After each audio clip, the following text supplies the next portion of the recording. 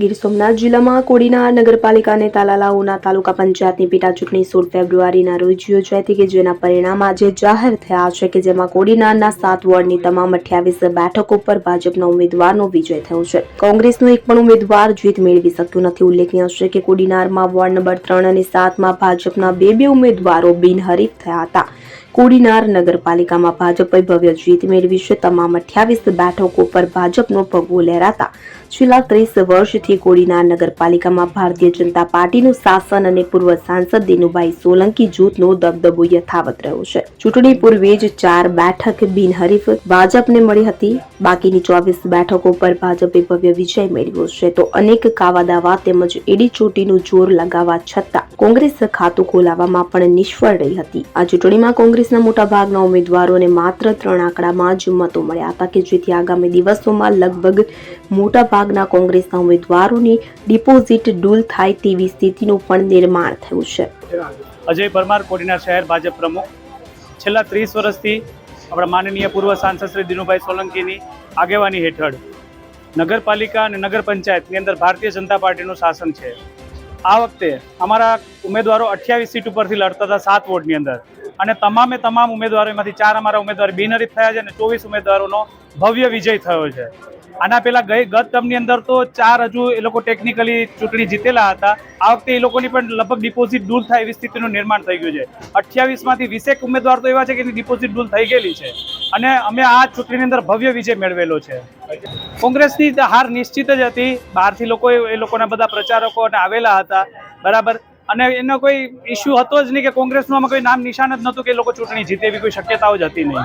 કોંગ્રેસ એની પ્રકૃતિ મુજબ કાર્ય કરતી હોય છે, પણ કોડીનારની જનતાએ વિકાસની રાજનીતિ અપનાવેલી છે અને કોડીનારના સુદૃઢ વિકાસને વધુ સુદૃઢ બને એના માટેની તકેદારી લઈ અને પોતાના મત આપેલા છે.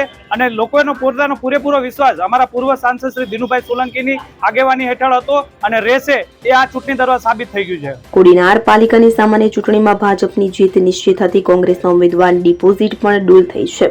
આ જીત કોડીનારની જનતાની છે હોવાનું ભાજપ ઉમેદવારો અને નગરસેવક શિવાભાઈ સોલંકીએ જણાવ્યું હતું. કોડીનાર નગરપાલિકામાં છેલ્લા 2 વર્ષથી પાલિકામાં વહીવટદાર શાસન હતું કે જેને લીધે કોડીનારના સફાઈ જેવા અનેક પ્રશ્નો રહી ગયા છે કે જેથી લોકો પહેલા સફાઈ જેવા અનેક મુદ્દાએ કામ કરીશું હોવાનું પણ જણાવાયું હતું.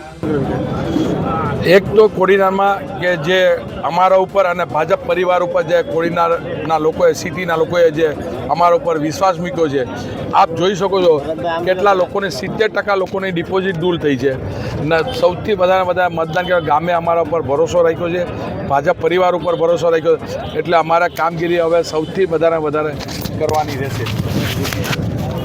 શિવાભાઈ, કોંગ્રેસ શું કહેશો એને નિષ્ફળતાનું કારણ? કોંગ્રેસ કોંગ્રેસ અહીંયા છે જ નહીં, પણ એના અમુક નેતાઓ લોકો, જે રાષ્ટ્રીય નેતા લોકો છે, શક્તિસિંહ છે, બીજા ઘણા લોકો અહીંયા આવીને મોટા પરીખા ખુલે છે ને, એના જે ટેવ છે એવા ખોલી ગયા છે. ને નવા જે વરસાદ આવે ને ડેડકા ડે કરે છે, એવા અમારા તાલુકાના પણ એવા 2-5 ડે કરી ને અત્યારે વયા ગયા છે. વરસાદ પૂરો થયો, એ લોકોનું કામ પૂરું થયું. ભાઈ, આટલી મોટી બહુમતી આવી છે, સૌથી પહેલું કોડીનારની પ્રજાને શું કામ આપશે? પહેલાં જો એટલી બહુમતી આવી છે, પહેલાં તો મારા જે આ 2 વર્ષમાં જે ગવર્મેન્ટના જે અધિકારીની પાસે જે ચાર્જ હતો, એને જે મારા ગામમાં સફાઈ, પાણી અને લાઇટની જે કામગીરી બગાડી છે, પહેલી પ્રાયોરિટી મારી સફાઈ, પાણી અને લાઇટની રહેશે.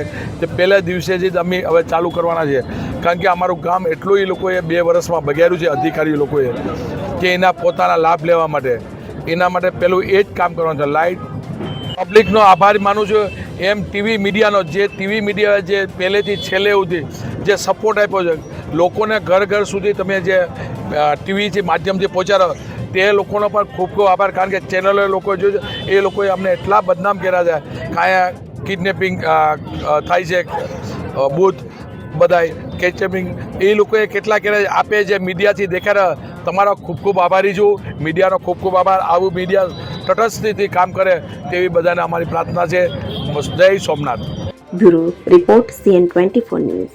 હવે જુઓ દેશ દુનિયાની તમામ ખબરો તમારી આંગળીના ટેરવે. ઉઠાવો મોબાઈલ અને Google Play Store પરથી ડાઉનલોડ કરો અમારી CN24 ન્યૂઝ મોબાઈલ એપ.